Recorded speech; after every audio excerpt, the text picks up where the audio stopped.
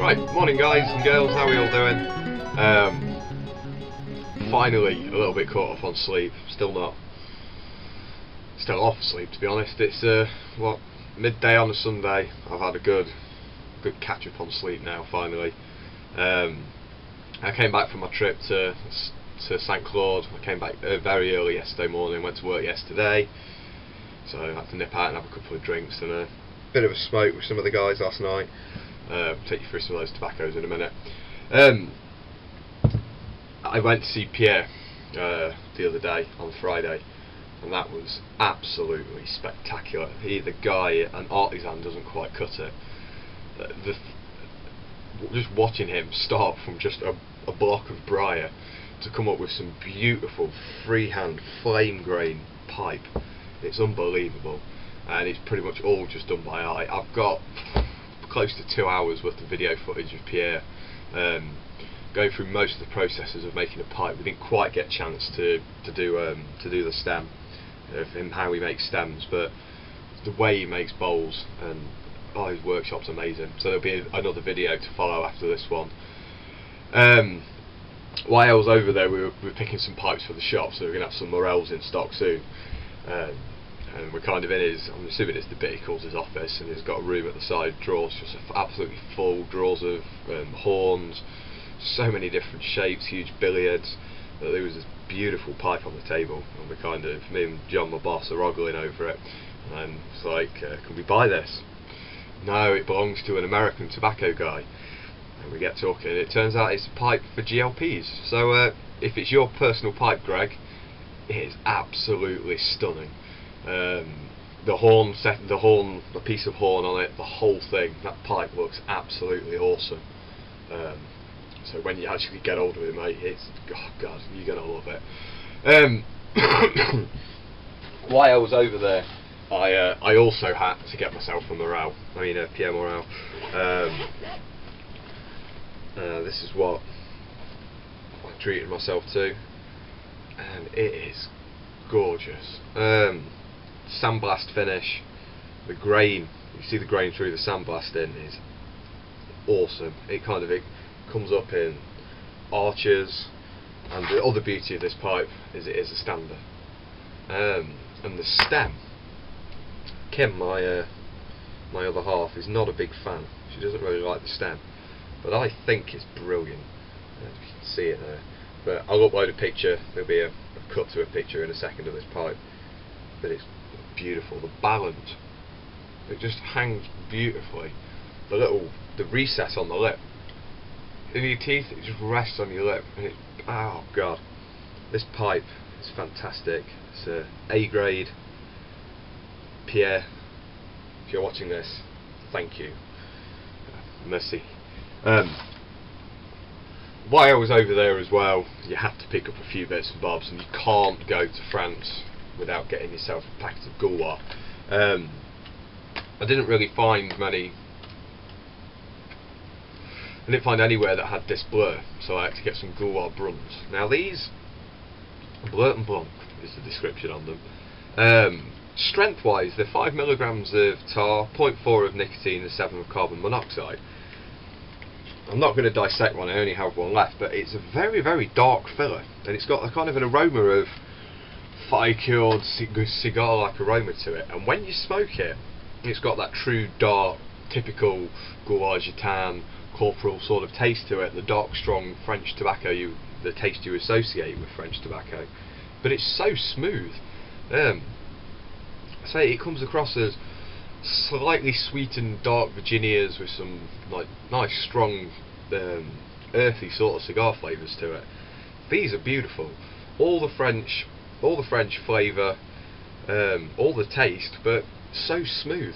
You can quite easily smoke it like a mild filtered cigarette. So if any of you are heading over to France and you want to try a French cigarette but you don't want the full-blown filterless Disblur or Gitan International, pick up a packet of Gauloises Brunes. Freaking stunning cigarettes. I love these things. coming back out from France, I flew back from Geneva airport because we were down sort of Jura Mountains, Alps sort of region, and I can't go to an airport and not buy some cigars. So I picked up, because I was in Switzerland, a packet of the Villiger 1888 short Robustos. Quite pricey, worked out sort of €9 a piece. It's about £9 sort of thing, give or take a bit. I have had these before. I picked some up when I was in Dubai, and these are gorgeous cigars. I think I was sat on the beach. They did taste a bit salty. I was sat on the beach and I've been swimming before I smoked this, but such complex, beautiful flavours. There is a review over on my blog, and you probably best bet finding it under the smoking diaries for Dubai. Can't remember which day it is, so you may have to go through all 10 days, but there's also, you'll find it on the cigar reviews page as well. I'm going to be having one of these at Christmas. This will be my Christmas Day smoke this year, because these were freaking stunning cigars. I loved them. And then I've never tried them before. Being in Geneva airport, there's a lot of Davidoff stuff in there. So I picked myself up a pack of Zeno Platinums. I haven't looked at what size these are, to be honest. XS, I don't know if that's the name of what they're calling it. I think they are calling it the XS. To me it's kind of a Perito Panatella sort of sized. I haven't had a whole one of these. I gave one to a colleague. I've tried a couple of draws through as he was smoking it. Tastes very good. I may have one of these this afternoon. So yeah, they're my acquisitions while I was over there. I did pick up some Camel Excellence foil wrapped rolling tobacco, 95% tobacco, 5% preservatives. Freaking soaking wet. Makes cutler's choice almost like a dry mixture. I wasn't too keen on it. I've left it at work. I'm sure somebody will enjoy a few smokes out of it, but I personally won't be smoking any more of it. But back to the Gauloises Brunes. They're very, very, very nice cigarettes. Right, that brings me down to the review I'm going to do in this video today. When I got to Stansted Airport, I had a little bit of time to kill, so before I got harassed at passport control, which I'll tell you about in a moment, I decided to sit down and have a smoke, and I finally got around to trying some Penzance that Astro Man sent me. I followed his instructions. I left it open for kind of about 30 hours sort of thing. It hasn't dried it out, but it's stopped it being quite so wet and goopy.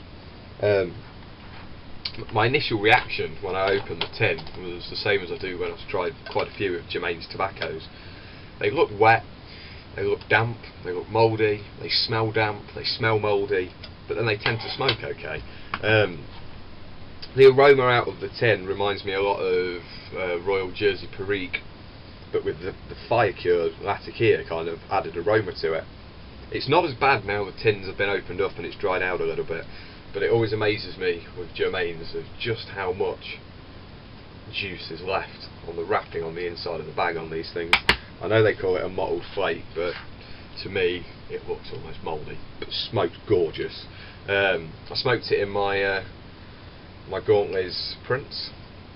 In fact, I use this pipe to try and find out French for sandblast, which is just sand. And Pierre loves my pipe, but spent a long time insulting the stem. He called it an industrial worker's stem. Good if you're down a hole somewhere or doing work in the garden. The gist of what we got that he was saying. I couldn't quite get him to make me a new one though. But anyway, back to the back to the tobacco. It smells awesome. It's got kind of a creamy, sour sort of Latakia aroma, typical Oriental mixture. But it is all quite dark. The flakes, I struggle to get the flakes out in one piece. They break up so easily. But it's quite a dark. It's hard to see this. It's quite a dark flake. Many of you in America are already familiar with this tobacco, but us in the UK we don't get it. But it packed very easily, just very simply, just a crumble. It just crumbles into the bowl. The moisture was giving me a little bit of problem to start off with. It was a little bit damp. Struggled to get it lit really, but once I got it going, geez, it smoked well. I was going to have to consult my tasting notes. I had a bit of drink last night. It's very, very smooth and creamy. A few subtle coffee notes. It's smoky. The latakia taste there, but much less than what the aroma let onto. The sweetness from the Virginias, I'd say I've still not looked up yet. I don't know if there is any casings. I doubt it. The sweetness is very pleasant. Still has a lingering sour, creamy note on the finish. To start off with, it was quite subtle. Frippin' beautiful smoke. My mate Adam Beast, Bobby Van Sassen as he's known on YouTube, he had a bowl last night and he was loving it. The smell, oh god, the smell was just a beautiful latakias and orientals. You could smell the sourness to it. It smelled beautiful. It did go out a couple of times. It is still quite moist. Couple of tamps, couple of relights. Eventually I got it burning successfully. First half of the bowl remained the same. The sourness kind of grew and grew a little bit, but remained fairly constant throughout the first half. As I got into the second half sort of thing, a little bit more spicy, a little bit more sour. It's not bitter, but it tastes like it wants to be bitter. It's on the verge of becoming quite a bitter smoke. It still has the sweetness, but the fire cured, the smoky latakia and dark Virginia flavours really do subside. A decent amount of nicotine for as you just saw, a cigarette smoker like me. Perfectly adequate to substitute a cigarette. I find a lot of pipe tobaccos that don't really carry much nicotine. I do find that I still need something to smoke afterwards. I love the taste of pipe tobaccos and things like that, but I'm also a slave to Lady N. And I quite like it, to be honest. In the second half, the finish becomes more woody, less sour. The sourness kind of carries in the forefront of the flavours.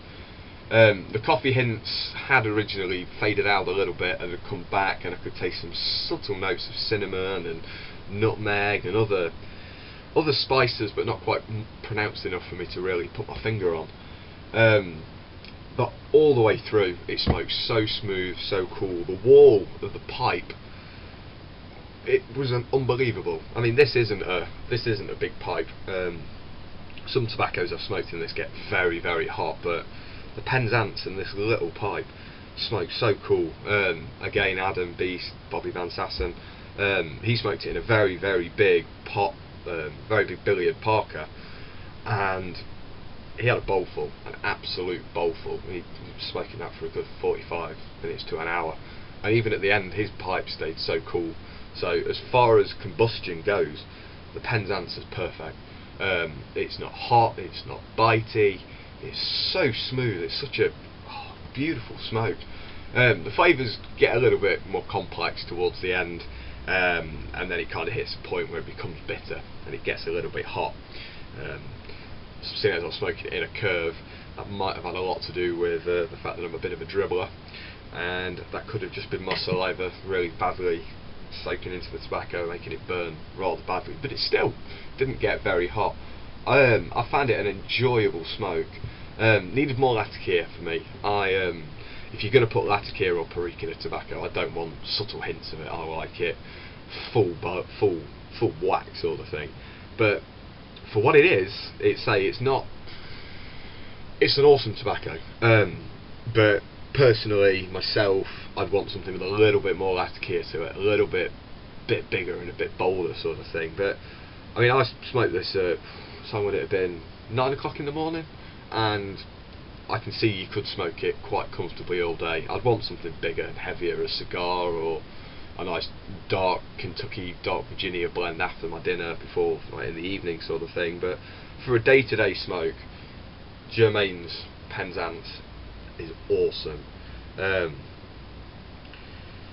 I think it would sell in the UK, but Beretta Pipe Company, if you created the original blend for this and Germains have replicated it, you guys created something spectacular. But if this is something Germains have produced for you based on a description, then you came up with a damn good specification for this tobacco. Beautiful. So Astro Man, I thank you again for allowing me to try this. I'm going to be taking it to the Pipe Club on the 7th, so there'll be a few more people trying this. So we thank you very much. Thank you very much, my friend.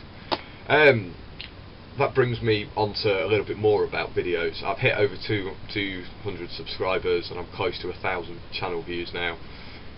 Thanks to all of you, every single one of you, for any plugs, shout outs, for watching my videos, for commenting. Thank you all ever so much. And one last thing, Dagna, the tobaccos are on the way. I still need to make one for you. It's finding time at the moment. I say I've got 2 hours of video footage from St Claude to go through. I've got a big leading article to write for both the shop, and I've got to write all this up for my blog as well. And I still would like to spend a bit of time with Kim downstairs as well, to be honest. But yeah, so like I say, I've got a big video of the Pierre Morel in action to follow.